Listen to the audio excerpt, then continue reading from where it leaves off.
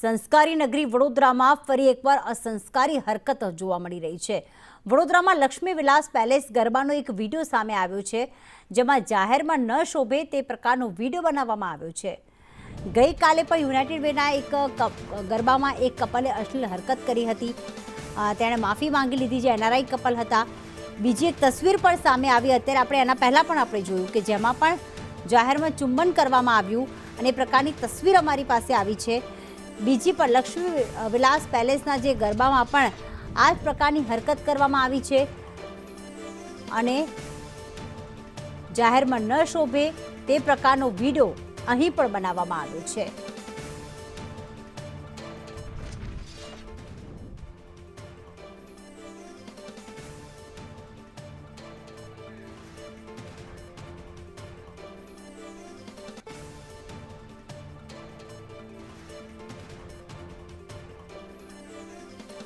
વડોદરાથી કુણાલ શર્મા અમારી સાથે જોડાશે, એની પાસેથી માહિતી પણ મેળવીશું।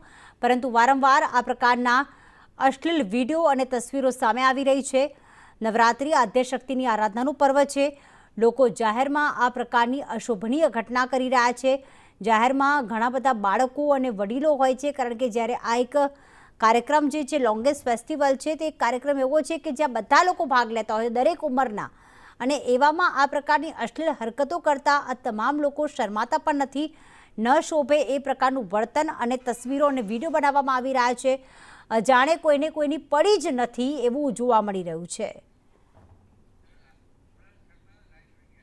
કુણાલ અમારી સાથે જોડાઈ ગયા છે। કુણાલ, વડોદરાને તો સંસ્કારી નગરી કહેવામાં આવે છે।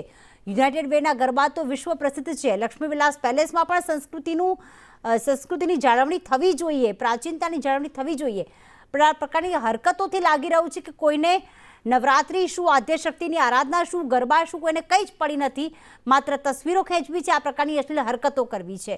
શું વિગતો સામે આવી છે આ બંને વિડીયો અંગે?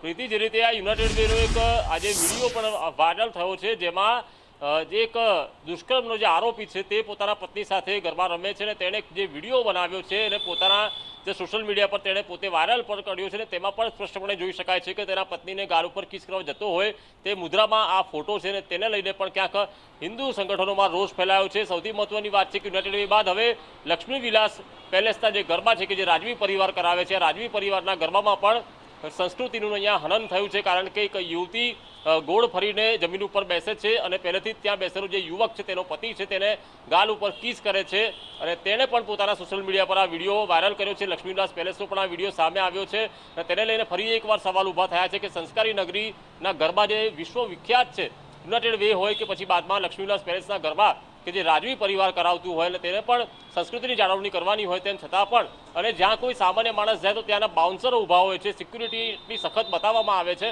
કે ત્યાં કોઈને હડસેલી દેવામાં આવે, અને તે જ ગરબામાં આ પ્રકારના કૃત્ય થાય ત્યારે ત્યાંની સિક્યુરિટી શું કરતી હોય છે તેવા સવાલ ઊભા થયા છે। કારણ કે જે ખેલૈયાઓ છે તે માતાજીની ભક્તિ કરવા જાય છે કે પછી આ પ્રકારની હરકતો કરવા જાય છે કે પછી વડોદરાનું નામ ડૂબાડે છે, તેવા સવાલ હવે લોકો પૂછી રહ્યા છે। બિલકુલ, આભાર કુણાલ તમામ વિગતો માટે।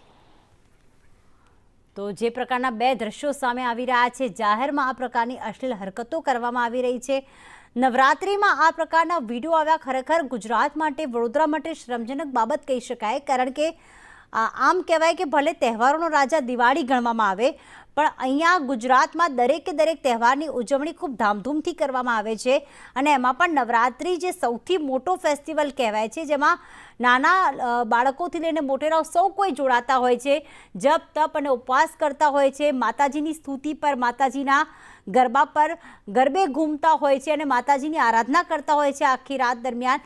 પરંતુ અહીંયા તો પાર્ટી પ્લોટ્સમાં અને ક્લબમાં જે ગરબાનું આયોજન કરવામાં આવે છે, ગુજરાતી ગરબા તો ભૂલાઈ જ ગયા છે।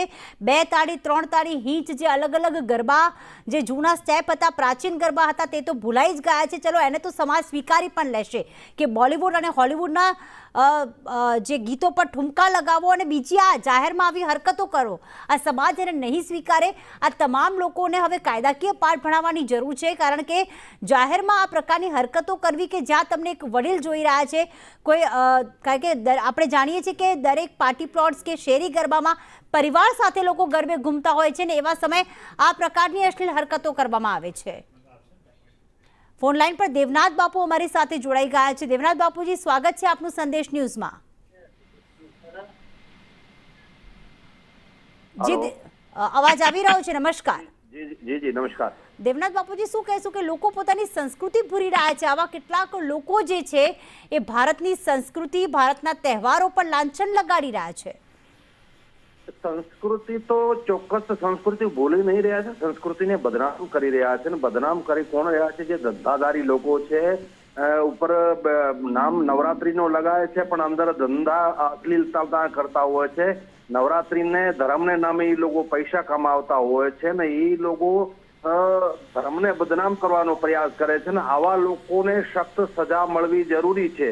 અને સાથે સાથે હું એ પણ પ્રશ્ન કરું છું કે પ્રશાસન એને ત્યાં કેવી રીતે અનુમતિ આપે છે? ત્યાં કેવી રીતે એને આવી નવરાત્રી કરવાની રજા આપતા હોય છે?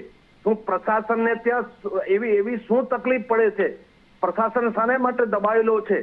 શું આ લોકોને ઉપર બુલડોઝર ના ફરી શકે? કેમ કે એ સનાતન ધર્મને બદનામ કરે છે, સનાતન પરંપરાને બદનામ કરી રહ્યા છે। જી, આભાર સંદેશ ન્યૂઝ સાથે જોડાવા બદલ।